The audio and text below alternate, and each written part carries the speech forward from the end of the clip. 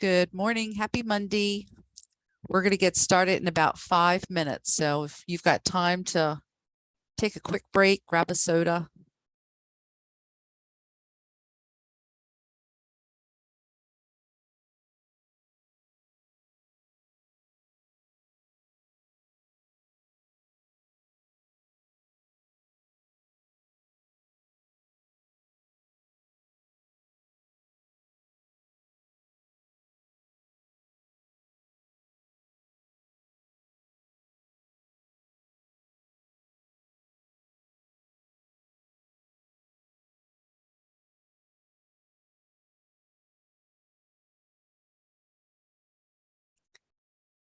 Hey, Tracy. I have a question. Can I make you my co-host to let people get into the room once we get started?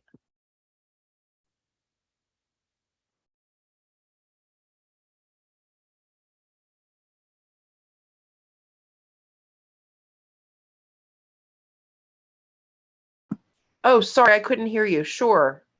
All right. Thank you. I appreciate that. My sound was off. I apologize. No. You're good. We had some glitches. Session one was Zoom. So every time somebody would come into the room, it would stop sharing on my screen automatically. Oh, okay. So Yeah, I thank you. can let people in. No problem. I've got them until 10:30, but after that, if you don't mind, thank you so much. I really appreciate that. No problem. Oh.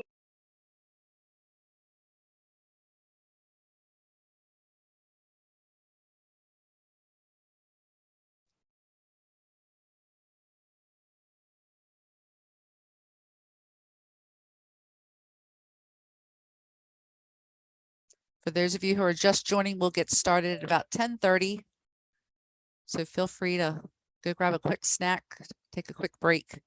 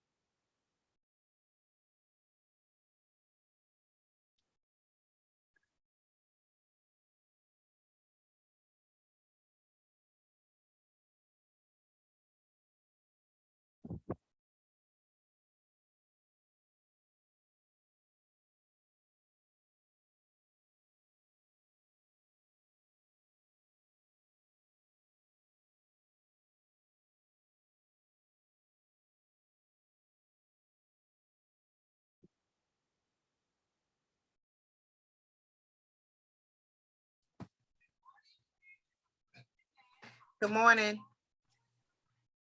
Good morning. How are you doing? Happy I'm Monday. fine. I want to know, and I'm not sure, what's the name of this class? This is Elevating Academic Language for All Learners. Is there a session you're trying to find? Because I've got everybody's Zoom links. Yeah, I believe this is a session that I'm supposed to be in. That's a shame. I got one, but I think this is a session. Do you have a attendance list? I don't, unfortunately. I'm sorry. I'm pretty sure that this is probably the class that I'm supposed to be in. If somebody needs me to vouch later that you were here, I'll be happy to do that. Not a problem. Okay, thank you. I'm glad you're here. Okay, but okay, I'm gonna stay here anyway. Yeah, we're gonna get started in just another minute.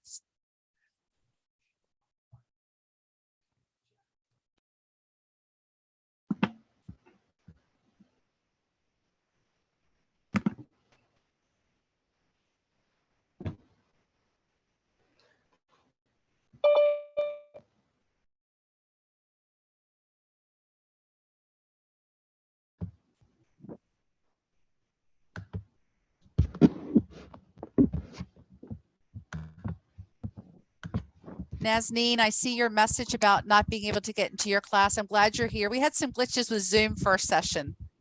So I'm not sure where you were trying to get to, but happy to have you join us today. Thank you. I tried so many other ones and it said that I lost host connection and stuff. And it's very overwhelming. It wasn't, so I just like luckily got into this one. So, No, you're fine. but I think my staff developer asked me to share which ones I took. So I got to go back and let her know I didn't get into the one I signed up for.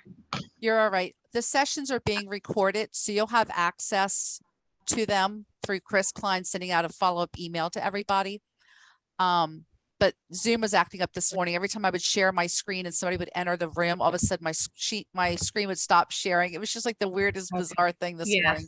So don't worry All right, about well, it. It's fine. Okay, You're welcome. Same right. with me. I signed up for ELC, but I wanted to do this one too. So I hope it's okay with you. Absolutely. No worries. Thank you. So first and foremost, thanks to Tracy Galt, who was like, why did I show my face on the screen so early? Because I put her to work. She's going to co-host for me today so that I can not try to be letting people in and losing my screen share at the same time. So Tracy, thank you kindly for that. If you're just Happy to joining help me as long as I today, don't have to because you, present. oh, thank you. If you just joined me today and you're wondering like, what have I gotten into? My old Zoom session didn't work for what I signed up for. This is Elevating Academic Language for all of our learners. And I'm Teresa Parrott. I'm actually a learning and achievement specialist. So I support the Kennedy schools, but happy to help you all today. I'm an old ESOL teacher, so I feel like I've kind of gone back and this is my little world. So I'm thrilled to be able to teach this class today. So if you're kind of new to this, or you're kind of wondering, hey, what is academic language? Academic language is that language that's used during instruction in course materials, formative and summative assessments. It's general academic and content specific words within a discipline. Now this definition here says a science discipline, right? As a math teacher, I've got a completely different set of academic vocabulary words versus science versus ELA, etc. But it's how our students develop and express content and understanding. So it's the language of the text, it's the language of assessments, it's the language of academic success, it's the language used in the classroom. So our session objectives today are that you'll be able to describe the principles of elevating academic language, identifying strategies for elevating academic language. We don't have an all-inclusive list, but I'm going to give you a nice little sprinkling today. And you're also going to have a chance to collaborate with colleagues to discuss the application of academic learning into the content classroom. Because why? Why do we want to sit through PD if we can't do something with it? So we want you to be able to take this into the classroom tomorrow. Now, I'm cognizant we have a plethora of people in the classrooms. I'm looking at some of the names here and I'm like, oh, I know these people here. So for some of you, this is going to be a moment of validation. You're going to be like, yep, I do that. Yay, me. For others, it's going to be a moment of reminding, like, you know what? I really was doing this before the pandemic and virtual learning. I've kind of gotten away from it. I need to get back to it. That's okay too. And then for others, it's going to be new information. I see two of my brand new teachers in the room that I've been working with, right? You're like, oh my gosh, haven't heard this before, or I caught wind of this in a PLC. Just kind of notice where you are at any given time and support yourself. Ask questions, put them in the chat for me. If I don't get a chance to get to them, I will definitely circle back with a follow-up email. Take notes, just stretch yourself. So, what is our role as an educator? Our role is to know our scholars' strengths and needs. And if we're working with our students who receive ESOL service, that also includes understanding their strengths and needs when it comes to the domain of reading, writing, listening, and speaking. It's creating that language-rich environment, the complex text, the discourse. It's collaborating with our language experts during planning. I see I've got some ESOL friends in the room here today. I see I have a couple of special education folks here, right? It's knowing our students' IEP and 504 goals and how to scaffold for them. It's planning for language and content knowledge to grow simultaneously. That's really important. Listen to this again. Language and content knowledge to grow simultaneously. It's not being taught in isolation. It's also demonstrating those high expectations around language production and content for all of our scholars. And I kind of like this word scholars. I was at Georgian Forest, and that's what they call their students, scholars. And it just kind of gives a new shift in energy in the building when we start viewing our students as scholars. So I'm going to start you off with a 3.5-minute video. And here's why. I have heard so many elementary teachers, especially at the primary level, say, doesn't really work for 4 and 5-year-olds. So I want you to have a chance to see something modeled before we build upon this. I just want you to put yourself in your little 5-year-old world. You're rocking your little jeans and sneakers here. All right, and Tracy, I'm going to task you that if this is not playing with volume, you unmute and let me know if you don't mind. Today we're going to learn the word startled. Everyone say that word with me. Startled. Say it again. Startled. The word startled was in this book, My Lucky Day. Remember when the fox hears a knock at his door? He was very startled, or he was surprised or shocked that somebody knocked at his door. Startled means to be surprised or to be shocked that something is happening. So if somebody knocks on our door right now, we might be startled. Okay, let's clap that word startled. Ready? Startled. Try it again. Startled. How many syllables?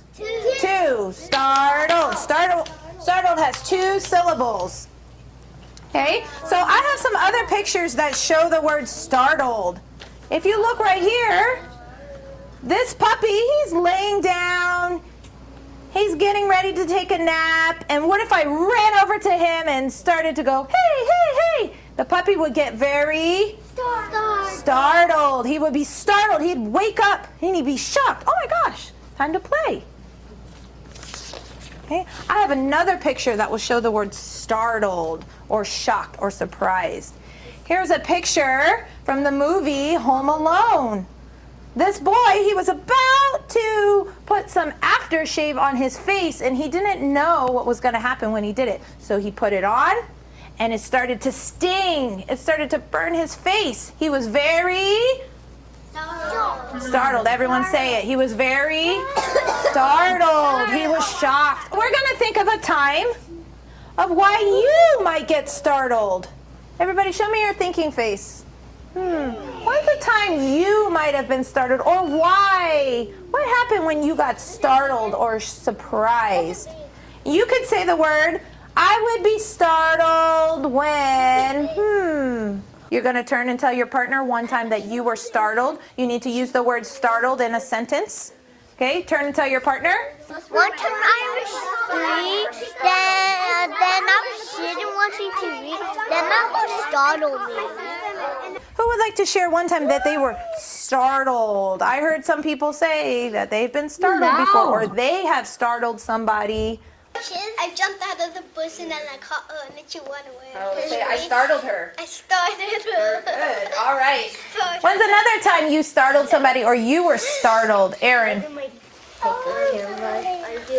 startled when people scared me. Oh, you got startled when people scare him. I'm going to try to trick you, so listen carefully. You're sitting at your desk and somebody walks up behind you and you didn't know that they were there. Wait, startled or not startled? Startled. Man, got it. Yeah. All right, listen very carefully. You're outside walking to school and you walk by your friend and they say hi. Startled or not startled? Not startled. Oh, I like how you shook your head, not startled. Yes, we did. I didn't say yes. All right, let's see.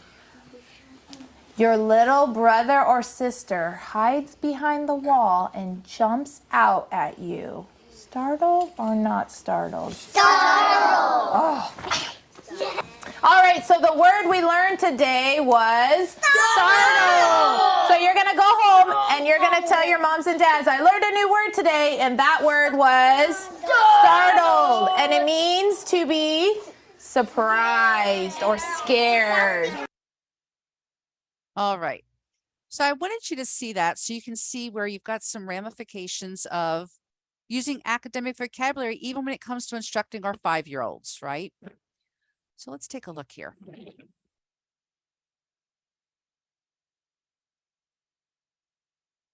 So let's look at our principles for elevating academic language. And think about it now, kind of keep this in mind, like every aspect of learning requires language, right?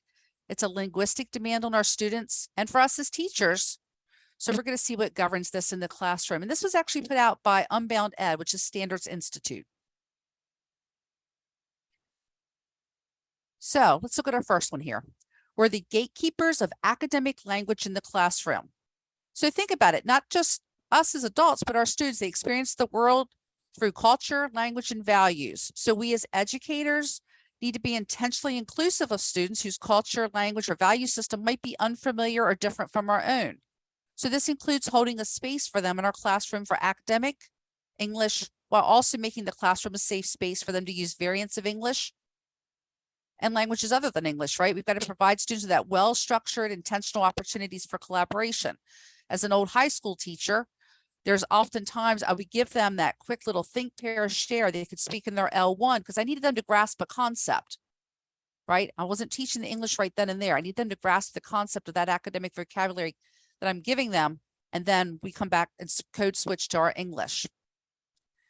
It's also modeling that academic language, providing the instruction using grade level complex text and tasks to ensure opportunities for our students to practice academic language in academic context, right? Remember, academic language is no one's native tongue.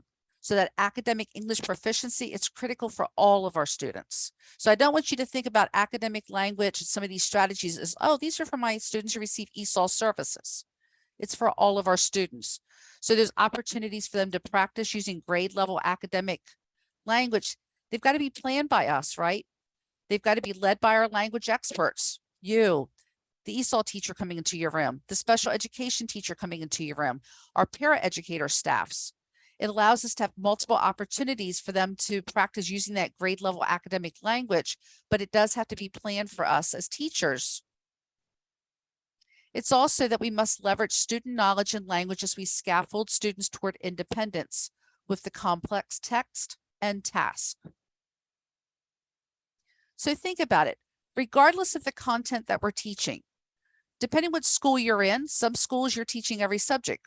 Other schools have the autonomy that they've organized by departments, but whether you're teaching benchmark, Eureka, science, social studies, whether you're a PE music teacher joining us today, that language and the content are growing simultaneously.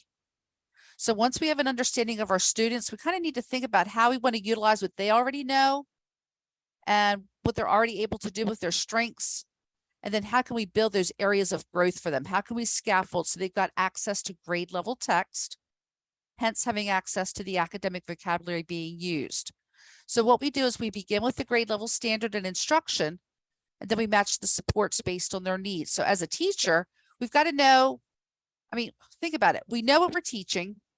We know the expectations for our students. We know the pacing charts, right? That's loud as a little bell in our ear around our content. But when we kind of marry all of them, then we're able to determine how we'll support our scholars of reaching the expectations of our lessons. So let's take a look how that's done in the considerations. I know when I first started learning about academic language 8 to 10 years ago, I kind of was thinking individual word, right? I was kind of hung up. And I love this analogy in this little picture here of this old brick building, right? I was kind of hung up on each individual brick, right? Oh, here's the words we have to learn. Kind of the first part of that kindergarten lesson we had a chance to watch, right? But the words and phrases, it is important at times to teach them in isolation, right? It's that subject-specific meanings that differ from meanings we use in everyday life. A table in math is much different than the table that they're going to eat dinner on this evening, right? The general academic vocabulary used across disciplines, it's the subject-specific words, but we've got to take it to the syntax level, that sentence level. And that's that set of conventions for organizing the words and phrases together into structures. So in that video, the little boy read he gave his example of a sentence and she's like, oh, and of course she made sure she repeated it back for him with adding that ED at the end, right? Oh, it's past tense. And then he self-corrected with that and repeated her. But syntax is the structure of the sentence. It could be length, word order, grammar, the arrangement of phrases. Ultimately, we want to get our students to the discourse level. And that's the demand to how our students, are members of discipline talk in the classroom. Maybe it's explaining that mathematical reasoning for benchmark. Maybe it's writing that little paragraph or that essay for some of our upper grades, 4s and 5s. But it's, can they articulate either orally or written with that academic vocabulary in a structured meaning, a structured, purposeful way to communicate the content. So we're going to talk about some strategies for elevating academic language. Remember, every aspect of learning requires language, right? It's a linguistic demand. So what do we need to do as teachers? We need to be highly selective about which words we teach. We need to provide multiple encounters with the targeted words. We need to provide our students with direct instruction on how to infer word meanings. I'm thinking about, as an old ESOL teacher, even making those simple correlations with English-Spanish cognates to help those students, right? It's promoting that in-depth word knowledge and providing our students with opportunities to extend their word knowledge, right? We don't want to get hung up in this constant remediation mode. We need to think about how we want to extend as well. So let's take a look here at a few. This is not all inclusive. This is just a few. So our first one, encouraging students to read diverse text, right? Reading and then thinking and talking about different genres. That's a robust sequence for learning academic language. Summarizing is a simple and fail-safe approach to academic language activities. Students can read a section of a text to themselves before verbally summarizing the passage to a partner. We can provide sentence frames, right? That's something many of you do anyway. But you might want to look at your sentence frames. How can I extend? How can I write a sentence frame that allows them to build upon? Am I using my sentence frames enough so it becomes kind of rote with them? They automatically get into the mindset of explaining how to talk about that mathematical problem with their partner, how to summarize that text, right? You're teaching them what you want them to cover, but can they articulate that? It's modeling how to say something in a more academic way or how to paraphrase academic text into more conversational language. So providing students with that difficult expository passage, right? But then having them in a partner, right? Or small group instruction, reinterpreting the text using everyday language. That's a skill set. Take a look here. Having students complete scripts of academic routines. So some discourse routines seem obvious to us as adults, right? But they're more complex for our young learners unless we provide the scaffolding for them. It's dynamically introducing academic vocabulary. Now, I love the video clip that we saw, but I'm sure as you were watching, you were like, oh, that's not how I do it. I've got other ideas of how I would have handled that, or how I would do it in my particular grade or my particular content. But it's introducing that vocabulary. So it's those repeated encounters with a word in various authentic contexts that help our students, internalize the definition. They also benefit when we make their first encounters with the vocabulary kind of sticky as well, right? That funny personal story, that bringing in the reality of it's applicable. And then of course, helping students diagram similarities and differences. We know what Venn diagrams are, right? This is just a very simple one, comparing butterflies and moths for them to have a conversation. There's a plethora of ways we can have the students do this, not necessarily the Venn diagram, but I just wanted to kind of share one with you there. It's having students write with a transition handout. I was at Strathmore Elementary, and one of their grade levels, they had like these monthly placemats. So for this month, it's got the little, cute little pumpkins and gourds at the bottom. And then word transition words they're working with their second graders. One pumpkin has transition words, but, or, then, different little things to kind of remind them as they're talking and as they're writing. And then on some of the gourds, they've got some of the academic vocabulary that they've been working with, but just a little reference for them, right? Again, putting it in front of them a multitude of times.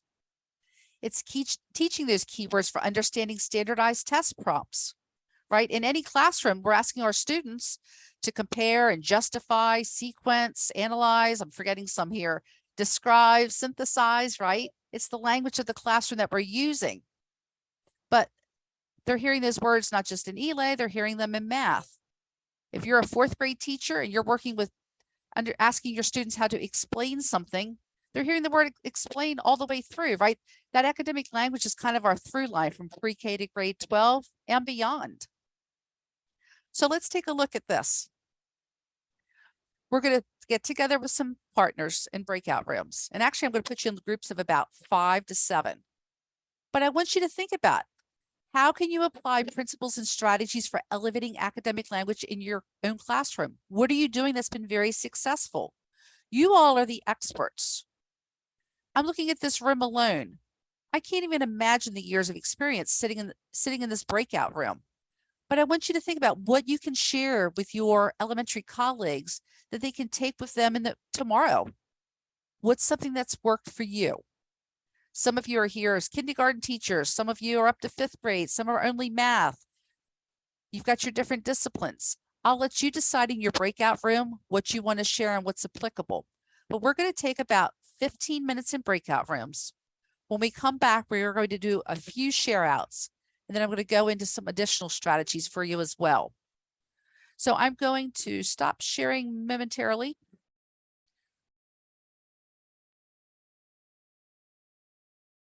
Just want to see how many we have in here. 35. So let's do 7 breakout rooms. And I'm going to float in and out of breakout rooms. So don't stop talking when you see me.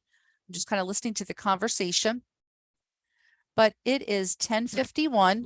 We are going to come back at 11:05. So go ahead and accept your breakout room invite for me, please. And I will see you back shortly.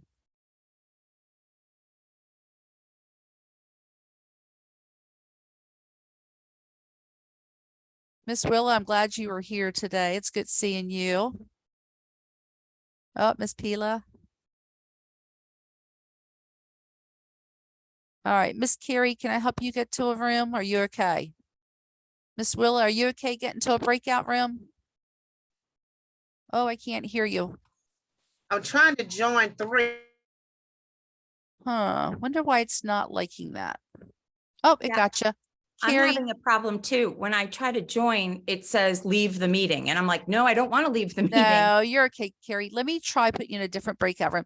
Zoom's been a smidge wonky this morning. So you're okay. Let me just try going to a different room. Okay, Do you see like join breakout room 7 by chance? let's see. No, I don't see that. Don't know how to move you. Hmm. If you go down to the bottom of your screen, do you have something that says breakout room by chance? Let's see. Yeah, it says join breakout room, but when I click it, it doesn't do anything. There's nothing happening. Maybe I need to log out and come back in. I don't know. Let's try it. We'll try it. Okay, so I should log out, right? Yes, I'm sorry. That's sorry. okay. It's just acting weird. All right, I'll try that. Thank you. Apologies. No worries.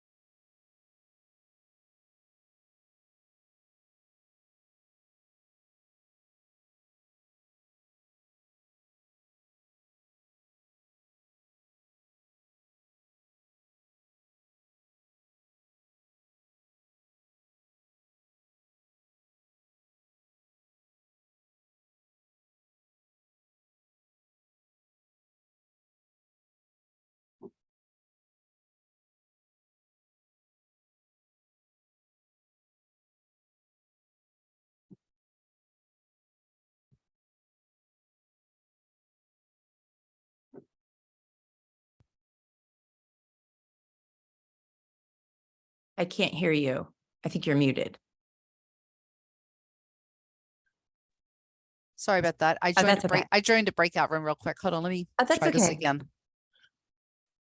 Yeah, I went to the breakout room and they couldn't even hear me. I'm like, what in the heck is going on? All right, Okay, can let you me see try it this. now? Now I see it. Okay, I'll try it now. Thank Yay. you. Thanks, Carrie. Uh-huh.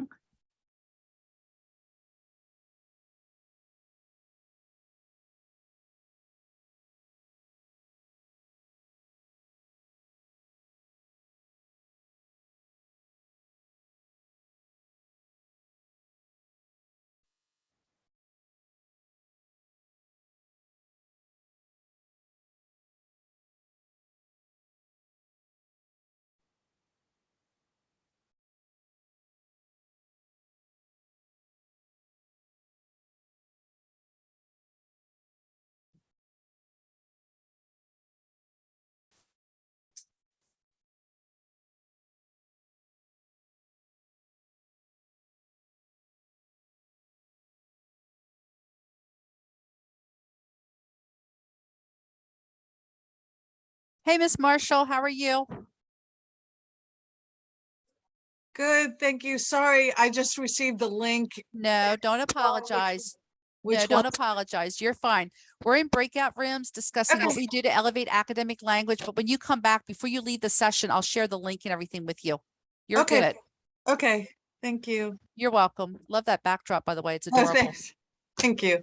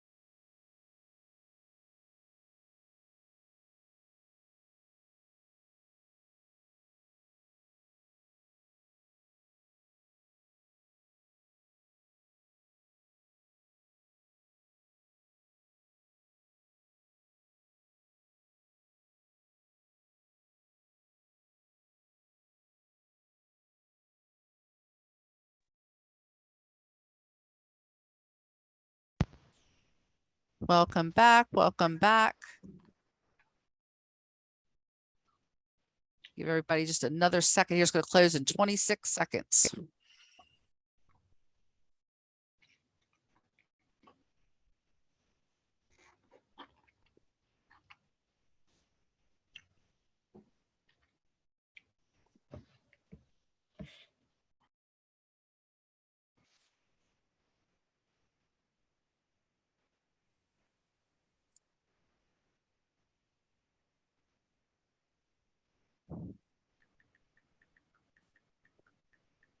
All right. I always feel bad when I have to close a breakout room and then like half the breakout room's gone. And as soon as the timer stops, they pop on because I know I'm interrupting conversations. So I apologize greatly. I love visiting some of these rooms. I heard some great ideas. And because I did, I need to shift a little bit with my great ideas. Because I did, whoops, I'm echoing here. There we go. Because I did, I want to shift a moment on this presentation. I'm going to ask a couple of you, courageous people, right, like we do with our students, to unmute and share out some things that were shared that resonated with you. I know we can't hear from everybody, but I want to get a good little sprinkling here. And I'm going to start off putting somebody on the spot because Miss Willa is a long-term substitute. And I was like, oh, she said something that caught my ear as well. So Miss Willa, I'm going to turn the mic over to you, and then we'll let everybody else kind of jump in after that. Oh yeah, you did. You did put me on the spot. So you want me to tell? Okay. I learned a lot in the session, in the breakout room. You know, learning the different ways of where I can correctly use my language. Now I understand the academic language, and I want to use it more and more. Okay, I'm gonna say this, and I know I am breaking the rule. In benchmark, when we have to use the script, what we're supposed to say, a lot of times I can't use those words because my students don't understand it. So I really have to break those words down in the simplest layman terms as possible in order for them to understand the objectives, to understand what would be the outcome after we finish this lesson. Thank you for being vulnerable and sharing. Other ideas we heard on how academic language is elevated or shared, or something you're doing in your room that's successful. We talked about, hi, this is Deepika. Hi, Deepika. We also talked about how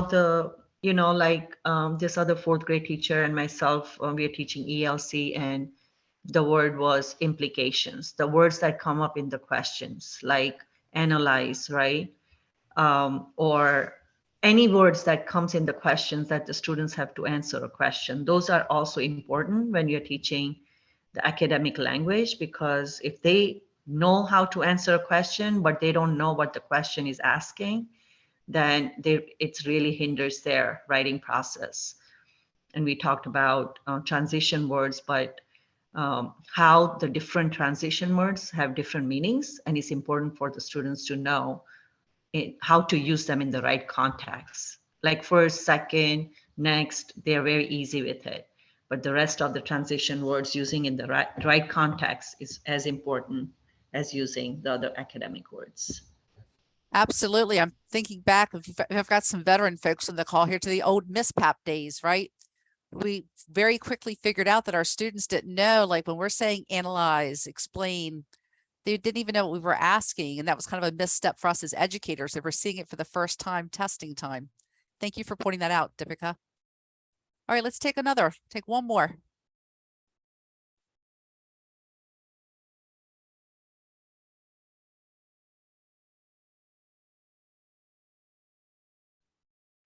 I know one thing that we're trying more this year is to get our ESOL teacher involved.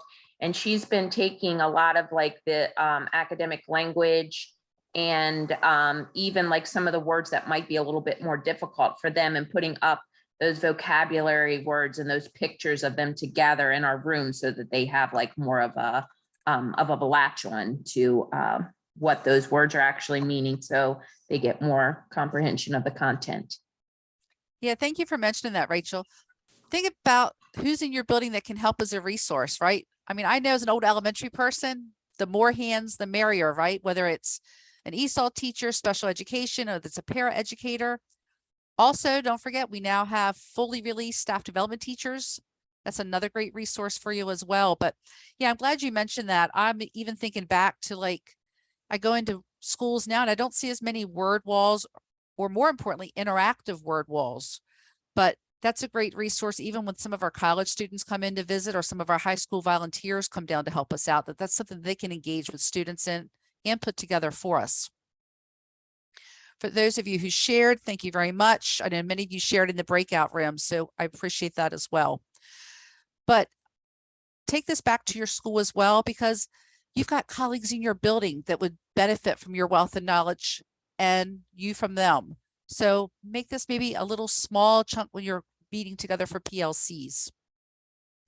All right, let's continue on, because I want to share some things with you before you leave me in the next 5 minutes. Time has flown by. So teaching academic language so students can actually understand and use it in content classrooms is no longer just the job of the language specialist. I swear I did not set up our last share out. That was just like a perfect segue. But it's that expectation around planning that allows this to happen. So some things to keep in mind. If I could only give you 3 takeaways when it comes to this, it needs to be introduced and reinforced, reinforced, reinforced. Academic language can be more than just the content area vocabulary. And again, it's important to create assessments that measure knowledge in a meaningful way. It's going to look different depending on our content, depending on the age level of our student, grade level.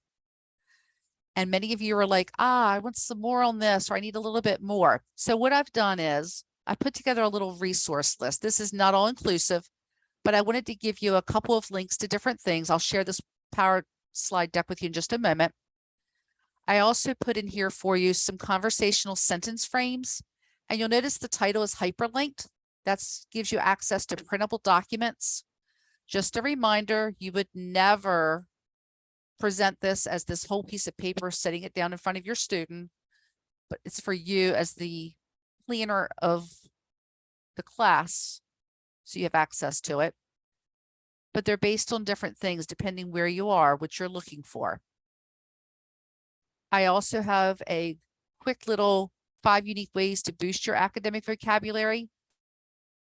Of course, this could be done electronically or manually, but simply things like keeping a word journal, highlighting and defining words. I heard that mentioned in one of the breakout rooms I was just in.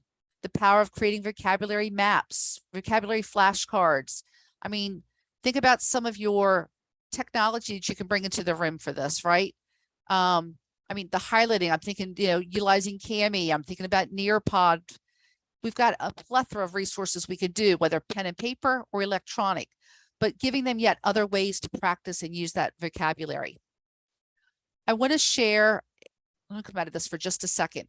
I'm going to share in the chat 2 different resources with you. And I know from the first session, folks were having a difficult time opening them up together. So I'm going to unlink this 1 second and share this with you separately.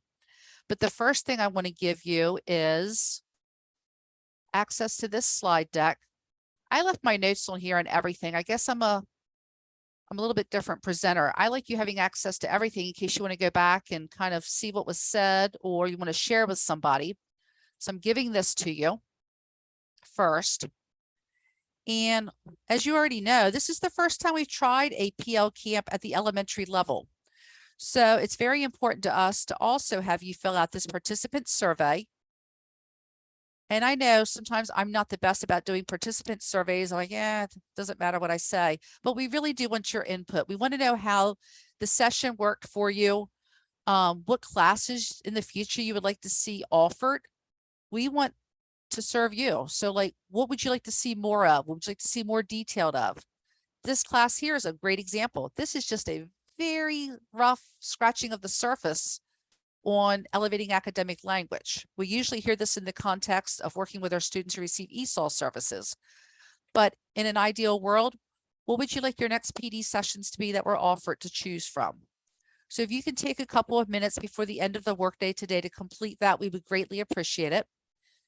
Again, I am not married to one school like many of you are. I serve a cluster of schools with Kennedy, but there's 26 other LAS just like me that work with the other 208 schools in the county. If you want someone to come in and to be a thought partner, to maybe watch you try a new strategy in your classroom, we're more than happy to help you. So just let us know on that. But again, thank you for joining us today. Mondays can be tough, but I appreciate everybody that came, and I really appreciate all their participation, especially in the breakout rooms. The conversation was phenomenal. Have a wonderful day. Take care, everybody.